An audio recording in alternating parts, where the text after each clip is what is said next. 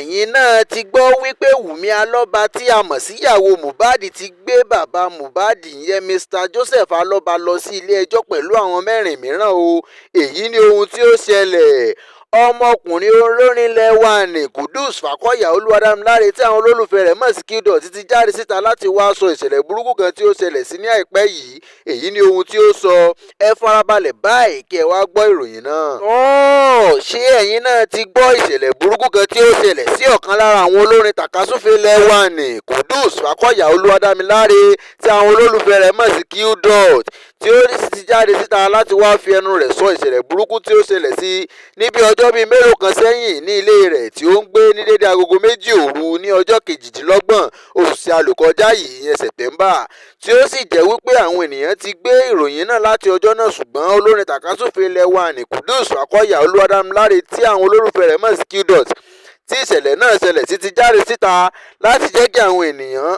mọ̀ wípé lótìítọ́ ni àwọn olè wá ja ilé òun, tí ó sì sọ nínú ọ̀rọ̀ rẹ̀ wípé níṣe ni àwọn olè wá ja òun àti DJ òun ìyẹn DJ Fire pẹ̀lú ìbọn ní orí òun. Bẹ́ẹ̀ ni ó tún sọ nínú ọ̀rọ̀ rẹ̀ wípé ìṣẹ̀lẹ̀ náà jẹ́ ìrírí èyí tí ó burúkú jùlọ ní ìgbésí ayé òun. Kódà òun kò mọ̀ wípé ó lè yé ìṣẹ̀lẹ̀ burúkú ọ̀hún tí ó ṣẹlẹ̀ sí i níbi ọjọ́ bíi mélòó kan sẹ́yìn, ṣùgbọ́n pẹ̀lú àánú àti oore ọ̀fẹ́ Ọlọ́run níṣe ni ọmọkùnrin olórin náà wà láàyè. Níṣe ni ó ní òun yóò máa fi gbogbo ọjọ́ ayé òun máa fi dúpẹ́ lọ́wọ́ Ọlọ́run. Qdot tún sọ nínú ọ̀rọ̀ rẹ̀ wípé gbogbo ohun ìní rẹ̀ pátápátá àti owó rẹ̀ àti àwọn ohun tí ó jọjú ni àwọn olè yìí kó lọ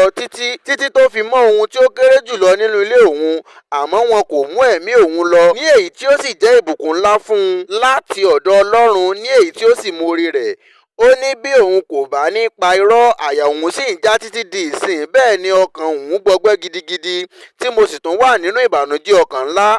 pẹ̀lú ìṣẹ̀lẹ̀ burúkú tí ó ṣẹlẹ̀ sí mi. Ṣùgbọ́n mo fẹ́ kí gbogbo ẹ̀yin olólùfẹ́ mi káàkiri gbogbo àgbáyé kó mọ̀ wípé ṣe ni kankan kò ṣe òun o. Bẹ́ẹ̀ ni àwọn olè náà kò ṣe òun níjàmbá kankan, wípé àlàáfíà ni òun wà. Bí òun ṣe ń gbìyànjú láti gbé ìṣẹ̀lẹ̀ burúkú náà kúrò ní ọkàn òun, bẹ́ẹ̀ ni ọmọkùnrin olórin tàkasúfèé lẹ́wà ní Kudus Fákọ̀yà tí àwọn olólùfẹ́ rẹ̀ mọ̀ sí Qdot tún dúpẹ́ lọ́wọ́ gbogbo ènìyàn tí ó tẹ àtẹ̀jíṣẹ́ ránṣẹ́ sí òun, tí ó pe òun, àti ìfẹ́ tí àwọn ènìyàn fi hàn sí káàkiri, wípé ṣe ni àtìlẹ́yìn tí àwọn ènìyàn yìí ṣe fún òun ju ohun tí òun lè fi ẹnu òun sọ lọ o. Bẹ́ẹ̀ ni ó parí ọ̀rọ̀ rẹ̀ wípé òun nífẹ̀ẹ́ gbogbo àwọn olólùfẹ́ òun gidigidi, bẹ́ẹ̀ sì ni òun ń padà bọ̀ pẹ̀lú okun pípé àti ọgbọ́n. Ọ̀rọ̀ máa ń bọ́rọ̀ bọ̀ níṣe ni Wùmí aya olóògbé olórin tàkasúfèé lẹ́wà Nìríolúwa Mohbad tí àwọn olólùfẹ́ rẹ̀ mọ̀ sí Mohbad ti gbé ẹjọ́ àwọn 5 kan lọ sí ilé ẹjọ́ tí ó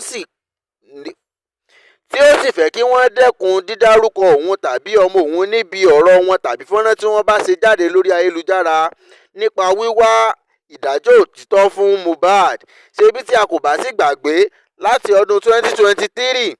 ni ọmọkùnrin olórin tàkasúfèé lẹ́wà Nìríolúwa tí àwọn olólùfẹ́ rẹ̀ mọ̀ sí Mohbad, tí àwọn ènìyàn sì ń jáde fún un lọ́tùn lósì lórí ikú tí ó pa ọmọkùnrin olórin lẹ́wà ní Mohbad, tí wọ́n sì ń wá ìdájọ́ òtítọ́ fún un. Ṣùgbọ́n tí àwọn ènìyàn tí ó ń jáde lọ́tùn lósì yìí kò dẹ́kun àti máa dárúkọ aya ọmọkùnrin olórin ìyẹn Ọmọ́wùmí Alọ́ba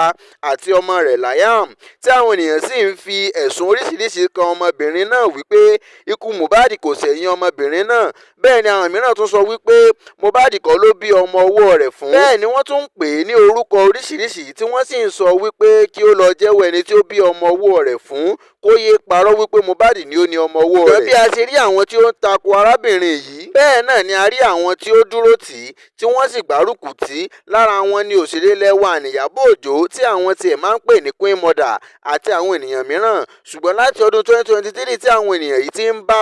ti ń ba orúkọ rẹ̀ jẹ́ káàkiri, tí wọ́n sì ń tún sọ ọ̀rọ̀ burúkú sí ọmọ ọwọ́ rẹ̀, níṣe ni Wùmí kò fi ìgbà kankan sọ̀rọ̀. Àmọ́ báyìí ó ti gbé ẹjọ́ àwọn 5 kan lọ sí ilé ẹjọ́ báyìí láti dẹ́kun àti máa dá orúkọ òun àti ọmọ òun nínú ọ̀rọ̀ wọn,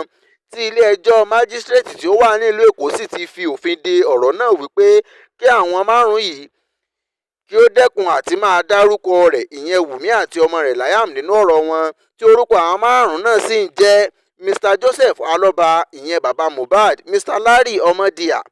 Adéwálé Mariam, Yomi Fabiyi, Bukky Jesse. Báyìí nílé ẹjọ́ ti pa á láṣẹ fún àwọn ènìyàn 5 yìí láti dẹ́kun à ń dárúkọ Wùmí àti ọmọ rẹ̀ nínú ọ̀rọ̀ wọn tàbí fọ́nrán tí wọ́n bá ṣe.